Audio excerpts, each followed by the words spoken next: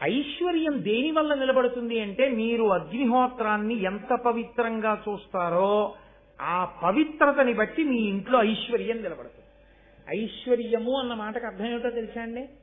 Bank నిండా డబ్బు ఉండడం కాదు, మీ ఇంటికి వచ్చినవన్నీ మీరు కావాలనుకుంటే అనుభవించగలగడం. వైదికమైతే ఇంటికి బోలెడని పళ్ళు వస్తాయి, ఒక్కటి తను తినకూడదు, తన భార్య తినకూడదు, ఇద్దరికీ షుగరు, అంటే ఆ విషయంలో వాళ్ళిద్దరికీ ఐశ్వర్యం లేదు. ఐశ్వర్యము అంటే కలిగి ఉండుట, కలిగిన దానిని అనుభవించుట. ద్రాపేయం దస్సస్పతే దరిద్రం నీలలోహిత అంటుంది రుద్రదేవ అభిషేకం చేస్తారు కదా. కలిగి ఉండాలి, కలిగి ఉన్నదాన్ని అనుభవించగలగాలి. అనుభవించిన ఐశ్వర్యం ఎందుకంటే దరిద్రమే. అన్నీ ఉన్నాయి, ఏది తినకూడదు, ఒంట్లో గొట్టం పెట్టి ఎక్కించారు, ఏమిటా ఐశ్వర్యం? ఏమైనా ఉందా? ఈయన్ని చూడడానికి వచ్చిన వాళ్ళందరూ తింటున్నారు ఇంట్లో చక్కగా అన్ని చేయించుకో.